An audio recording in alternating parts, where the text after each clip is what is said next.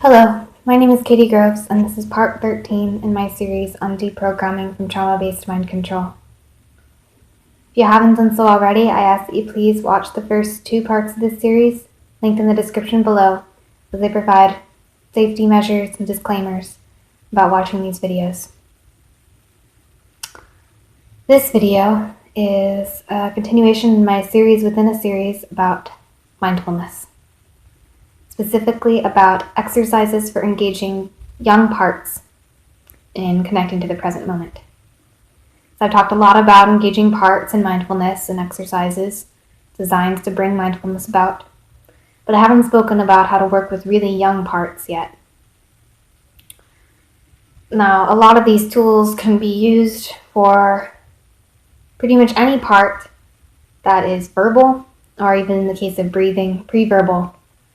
But there are some tools that have to be cultivated very specifically when working with parts that are, say, under the age of 4. And depending on what level of precociousness as a child, that age might differ. But for me, 4 was when I became intellectually aware of my surroundings, so to speak.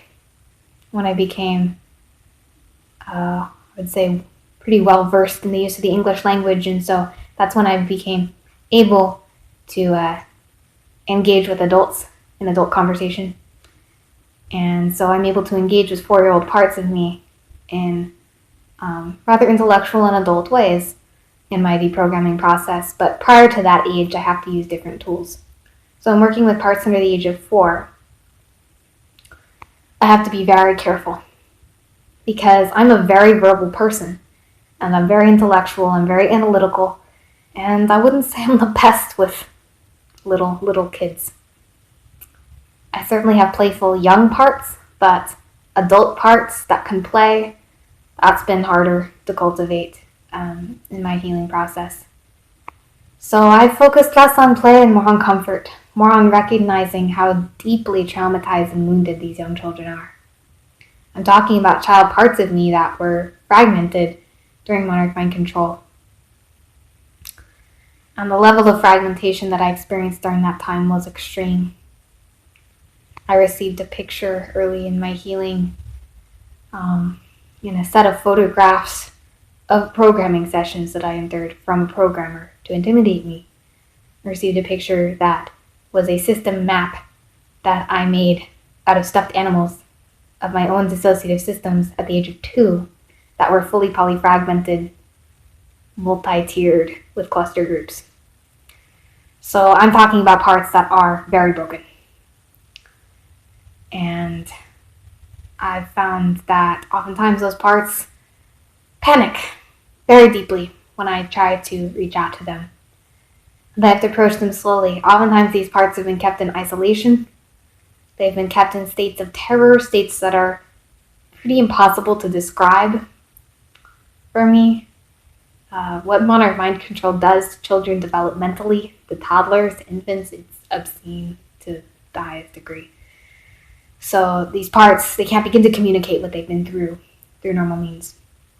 Oftentimes they'll communicate their anger by lashing out physically in other interesting ways. They'll communicate fear by wailing or crying, but oftentimes they've been programmed not to even be able to do so at all inside. So I don't often know what's going on with them in any obvious way, but I've learned to approach them with caution and to give them objects within their isolation, to place eidetic objects in my imagery, before ever making actual physical contact with them.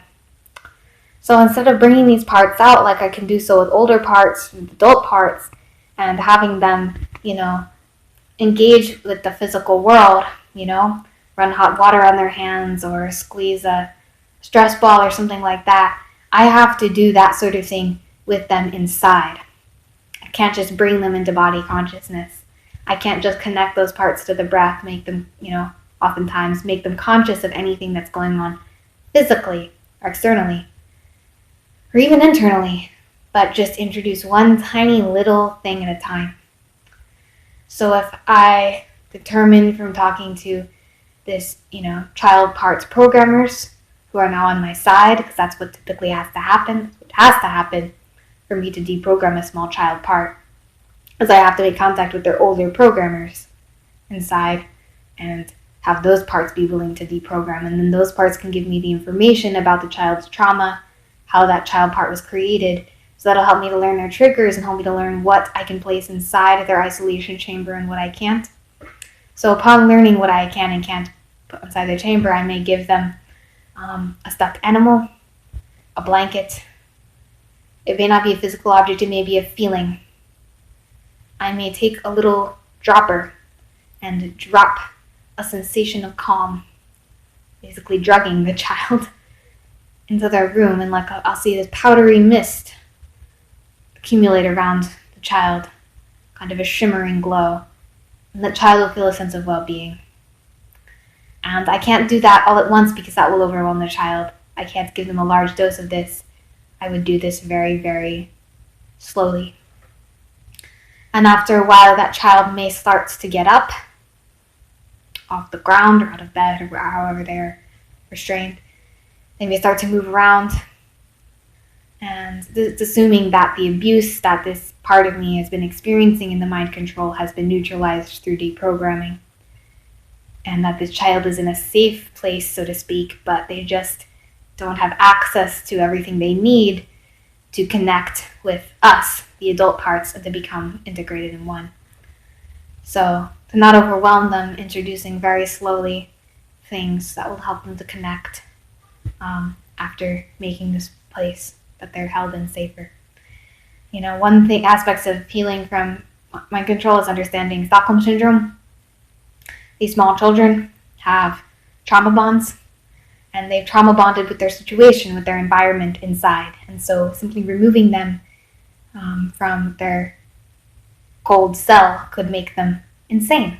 They could go insane, destroy themselves, something like that, lose their minds. So very gentle, understanding their attachment to their environment, to the deprivation, and slowly bringing comfort.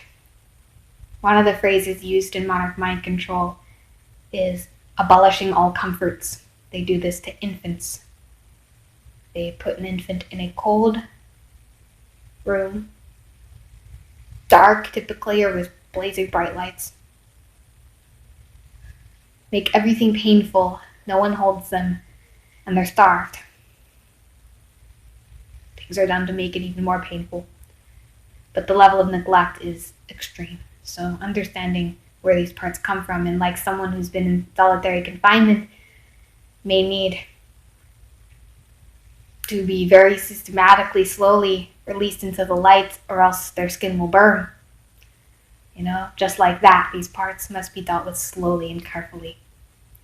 So while with older parts I can be more upfront about introducing mindfulness, with these tiny parts who've been confined, deprived, were preverbal, or lost the ability to speak, I must be very cautious and do all of this with utmost love and compassion, because it's some of the deepest suffering that there is. But eventually, when these parts are able to be brought out into the light, they are some of the most deeply beautiful, connected, brightest lights that I have, which goes to show that the level of darkness we experience is the potentiality we hold for the light.